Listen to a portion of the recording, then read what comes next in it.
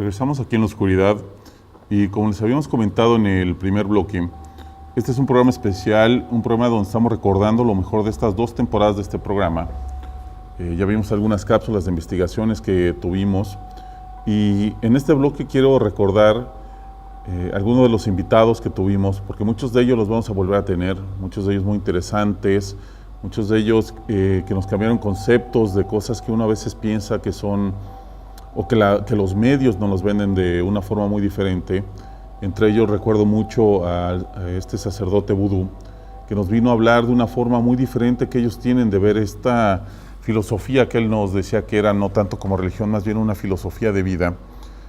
También recuerdo lo que me sorprendió, lo grande que es el grupo de druidas que están aquí en Costa Rica, la verdad, trabajando ellos y de una forma muy interesante cómo llevan sus reuniones. También recuerdo algunas cápsulas que hicimos sobre leyendas de acá de Costa Rica, como la carreta sin bueyes. Quiero que la recordemos, quiero que veamos estos momentos, sobre todo porque fueron algo que fueron muy mencionados en las redes sociales, fueron programas que fueron bastante comentados y que queremos traerles de nuevo para recordar y para poder platicar en los siguientes bloques y poderles explicar cuál va a ser la evolución de este programa y a dónde vamos a llegar. Eso también queremos pedirle que nos escriban a través del Facebook, en la Oscuridad Costa Rica, porque todos sus comentarios, sus sugerencias, sus críticas, todas las tomamos en cuenta y nos sirven para trabajar en este programa. Vamos a ver a las cápsulas con estos invitados, las cápsulas de las investigaciones, las cápsulas de estas leyendas ticas que estuvimos comentando y estuvimos buscando a través de la oscuridad. Vamos a verlas, regresamos. Soy Sena y tengo 27 años. Lo que es el vudú es muy controversial, porque mucha gente piensa que es una religión. Una religión es algo que es considerado como una religión principal, digamos cristianismo, budismo, islamismo, chiquismo, judaísmo, porque tienen un tipo de mentores, Cristo, Mahoma y todas esas personas. Y otra cosa que hacen las religiones es decirte cómo vivir. Te dan moral, te dan consejos de cómo vivir tu vida, y muchos de estos seguidores la siguen basados en libros sagrados. La diferencia es que aunque hay espíritus, no solo tenemos un Dios. No tenemos una celebridad o una persona diciéndonos cómo vivir nuestras vidas. Lo que es el vudú es la armonía con la naturaleza. En vez de tener un solo Dios, lo que creemos es que Dios es la combinación de todo. Las plantas, los animales, el cielo, las piedras, el rayo, el Dios de amor. Todo eso se combina y es como un parlamento. Hay un presidente y muchas de las veces no hablas directamente con él, sino con toda la gente que trabaja para él y que hace cosas para ti. Y lo que eso hace es que no creo en una moral formal, así como un sacerdote o una persona que practica vudú. No tienes un libro que te diga cómo debes vivir tu vida, ni qué debas hacer como un sacerdote vudú. Y esa es una razón de por qué tienen una idea tan negativa del vudú. El bien y el mal es una cosa muy subjetiva, en el sentido que si siento que está justificado, lo hago.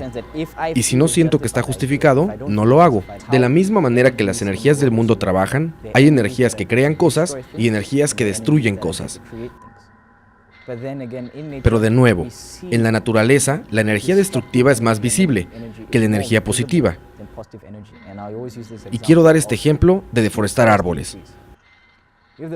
Cuando vas a deforestar un bosque, tirar un árbol te toma 10 segundos o 15 segundos. Pero si lo quieres sembrar, tardarías 20 o 30 años para hacer crecer un árbol. De la misma manera, trabajan las energías en la naturaleza. La energía negativa que mata gente y destruye cosas es muy visible. En la sociedad, eso es lo que la gente ve del vudú. Porque cuando estás ahí y ves a un sacerdote maldecir a alguien, al siguiente minuto está muerto. Lo ves justo frente a tus ojos y ves que eso es el vudú. Pero cuando quieres traer cosas buenas a alguien, toma demasiado tiempo. Y es cuando la gente dice, eso es efecto placebo, es psicológico. Pero no, no es psicológico, es que es menos visible. No es menos poderoso, es el mismo poder. Pero si hablamos de destruir o crecer un árbol, es el mismo árbol, pero en términos de tiempo es diferente. La energía mala es mucho más visible, y creo que de ahí es que viene el estereotipo del vudú. Wicca, druidismo, paganismo, se podría decir que es prácticamente lo mismo. El paganismo nace en las antiguas culturas de Europa. El paganismo es la espiritualidad de la naturaleza. De ahí viene el concepto de pagano, de la gente que vivía en la antigüedad, lejos de los centros de culto oficiales, como por ejemplo el cristianismo, donde se practicaban aún las creencias que fueron transmitidas por generaciones de generaciones entre las tribus, entre los clanes, entre los pueblos. La naturaleza era para venerar, para honrar, y aún se venera como a una madre que nos otorga la vida, el alimento, el vestido, la medicina. Eso se dio gracias a algunas religiones dominantes que se encargaron de satanizar aquellas antiguas costumbres de nuestros antepasados para tener un mayor control sobre las personas. Nosotros veneramos, creemos en una divinidad llamada Cernunnos. Es uno de los dioses más venerados en todas las tradiciones paganas, tanto en Wicca como en druidismo. Este dios es mitad hombre, mitad animal, porta astas, cornamentas, no tiene ninguna relación en lo absoluto con el que conocemos como Satanás. De hecho, nosotros como paganos no creemos en Satanás, no le rendimos ningún tipo de culto. Nuestros rituales en lo que nos ayudan es a acercarnos a aquello que consideramos divino. Y nosotros vemos a la divinidad o a los dioses manifestados en toda su creación, en la naturaleza. Entonces, nuestros rituales se enfocan en los cambios que hay en la tierra, en ciertos días de poder.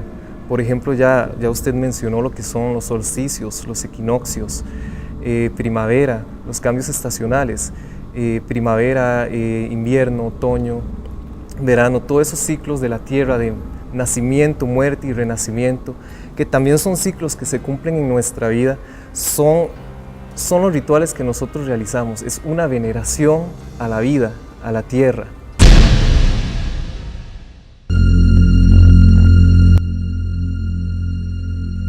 Desde la época de la colonia, los costarricenses han relatado por generaciones historias de magia y misterio que hasta hoy en día provocan curiosidad y miedo en muchos de sus pobladores.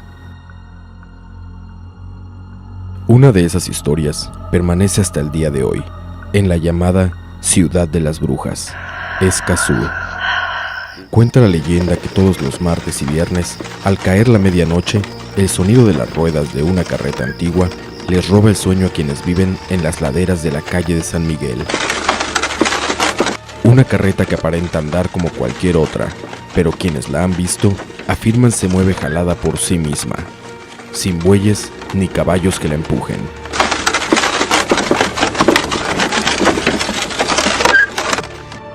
Dicen que se trata de la carreta de un hombre escazuceño que robó una fina madera bendecida con la que se habría de construir una iglesia en San José.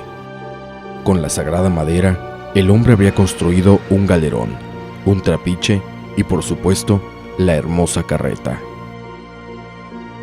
Cuando se construye San José como aldea, el pueblo que se niega a poblar San José es Escazú. Y cuando se va a construir la primera ermita, se roban la madera para la construcción de esa ermita. Y qué casualidad, es un escazuceño.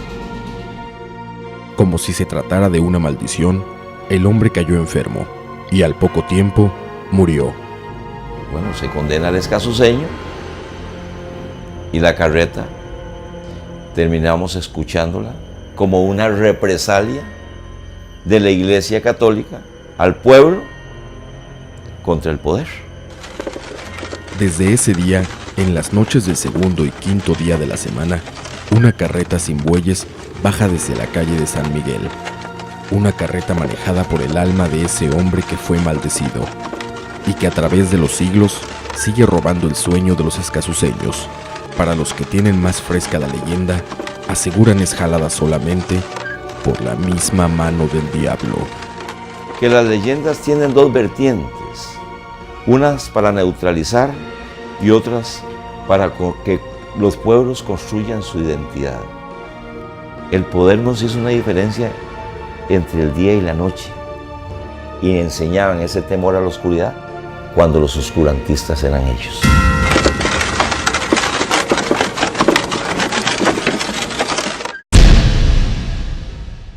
Regresamos y justamente hablando un poco de estas leyendas, como vimos la de la carreta sin bueyes, los siguientes programas que vamos a tener a partir de la evolución que le vamos a dar, queremos seguir trabajando con estas cápsulas de leyendas porque creo que a todos nos gustaron demasiado y creo que pudimos verlas tanto en el mito, en el folclore, en el comentario popular y las pudimos llevar de otra forma a la pantalla y creo que es bastante interesante el poder ir viendo y ir conociendo de dónde vienen, cómo se generaron, cuál es su origen de todas estas leyendas.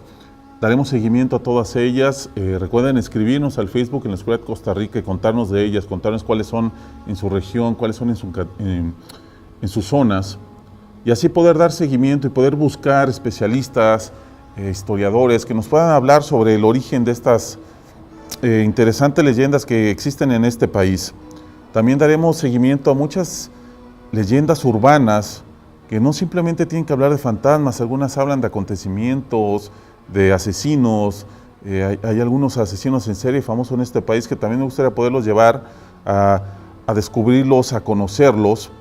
En el siguiente bloque, después del corte, quiero que revisemos algunos comentarios, algunos momentos que para mí fueron muy interesantes porque fue justo en el momento cuando el Papa renunciaba a su cargo y el Vaticano sucedían cosas extrañas, había presión, temblaba el Vaticano y tuvimos comentarios, invitados muy interesantes, los cuales nos vinieron a hablar sobre estos temas y quiero que los revisemos regresando del corte. Continuamos.